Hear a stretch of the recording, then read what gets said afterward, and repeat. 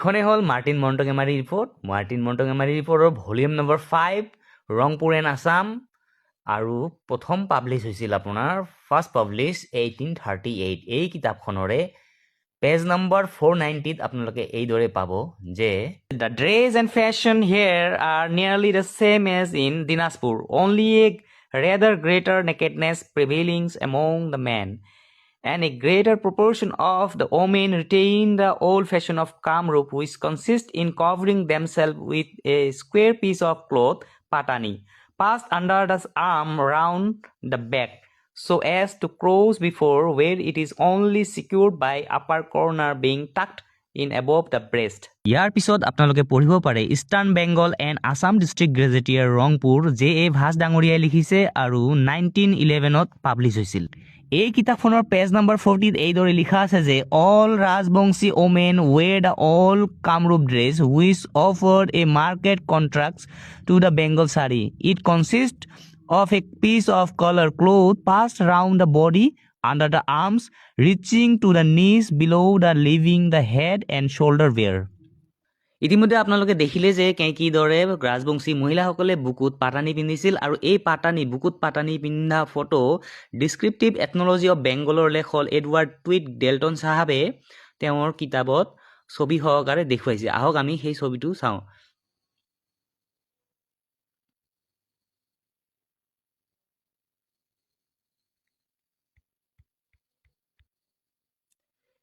এইটো আপোনালোকে দেখা পাইছে ইয়াত কিদৰে এই মহিলাজনী বুকুত পাটানি পিন্ধি বহি আছে। ইয়াৰ মাজত লিখা আছে KOCCH কোচ। ঠিক আছে, আপোনালোকে চাব পাৰে। ইয়াত আৰু বেলেগ জনজাতিৰো ফটো আছে। আপোনালোকে এইখন কিতাপ ডাউনলোড কৰি পঢ়িব পাৰে। এইখন কিতাপ ডেল্টন চাহাবে লিখিছিল। তেওঁ এইখন আপুনি ইয়াত বেলেগ বেলেগ জনগোষ্ঠীৰো ছবি দিয়া আছে। আপোনালোকে ইয়াৰ পিছত ছেম পাটানি পিন্ধা বুকুত পাটানি পিন্ধা ফটো আপুনি এইখন কিতাপত পাব। Asiatic society of Bengal part 3 1900 অৰ্থাৎ 1900 চনত এইখন পাব্লিছ হৈছিল। ইয়াৰ পেজ নম্বৰ আমি যদি যাওঁ 153 পেজত এইদৰে আমি দেখিবলৈ পাওঁ কোচ মহিলাসকলে এইটো বুকুত পাটানি পিন্ধি আছে আৰু এইদৰে পুৰুষসকল লেংটি পিন্ধি আছে। এই ৰূপ আপোনালোকে দেখা পাইছে। ইয়াত কোনো চকাঠাৰাই বা লিফান নহয়, এইখন ডাইৰেক্ট পাটানি হয়। হয়তো ব্লেক এণ্ড হোৱাইট কাৰণে ইয়াত মানে ৰংটো গম নোপায়, কিন্তু আপোনালোকে গম পাব এইখন বুকুত পিন্ধা পাটানি। ঠিক আছে, এইখন কিতাপ হ'ল এমং দ্য হিমালয়াছ। লিখক হ'ল ৱাডেল চাহাব। তেওঁ এইখন কিতাপ লিখিছে 1899 অৰ্থাৎ আজিৰ পৰা প্ৰায় 126 বছৰ আগত। এই কিতাপখনৰ আপোনালোকে যদি চায় তেনেহ'লে পেজ নম্বৰ আপোনালোকে যদি চায় তেনেহ'লে দেখা পাব যে পেজ নম্বৰ 291 অৰ্থাৎ 291 পেজত এইদৰে আপোনালোকে দেখা পাব।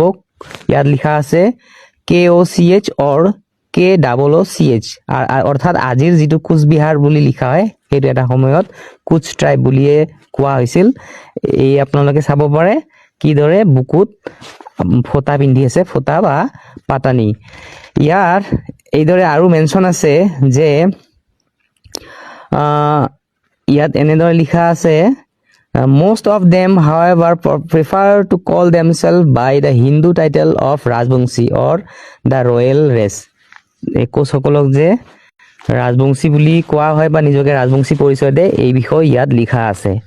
তো আপোনালোকে দেখা পালে কেনেদৰে ৰাজবংশী মহিলাসকলৰ যি জাতীয় পোচাক আছে সেই পোচাক বিভিন্ন তথ্যত এইদৰে পোৱা যায়। ইয়াত পাটানি সম্পৰ্কে থকা আৰু এখন তথ্যভিত্তিক কিতাপ হ'ল the Cooch Behar state and its land revenue settlement. এই কিতাপখনৰ পেট্ৰনাইজ কৰিছিল স্বয়ং কোচ মহাৰাজা নৃপেন্দ্ৰ নাৰায়ণ ভূপ বাহাদুৰ দেৱে। এই কিতাপখনৰ লিখক হ'ল হৰেন্দ্ৰ নাৰায়ণ চৌধুৰী। দি ষ্টেট কোচবিহাৰ প্ৰেছত এইখন ছপাইছে 1903 চন। পেজ নম্বৰ 135ত এইদৰে লিখা আছে যে both at home and abroad the women are better dressed when at home and for ordinary wear They use a piece of cotton cloth called padani, about 5 feet in length, which is wrapped around the body and tucked up above the breast so as to reach the knee. Among themselves, when employed on indoor work, this cloth is generally worn around the waist, the bust remaining uncovered. Young girls do not use single patani but have a small piece of cloth about 1.5 feet in breadth with which they cover their breast, while the patani is worn round the waist. When going out, 2 pieces of cloth as large as the patani are worn, one round the waist and the other round the breast. This latter is called agran. Girl and young women wear chadar wrapped crosswise around the bust. The holiday and festive wear of the female, especially of young women, is very gaudy. Clothes colored, generally red and yellow, are put on different colors, being chosen for the patani and the agran. The Rajbangshi women go without a veil or any sort of covering for the head. আগৰ কিতাপখন আছিলে Coochbehar state land revenue and settlement. সেইখন নৃপেন্দ্ৰ নাৰায়ণ ভূপ বাহাদুৰৰ photo আছিলে, মহাৰাজা নৃপেন্দ্ৰ নাৰায়ণ ভূপ বাহাদুৰৰ photo.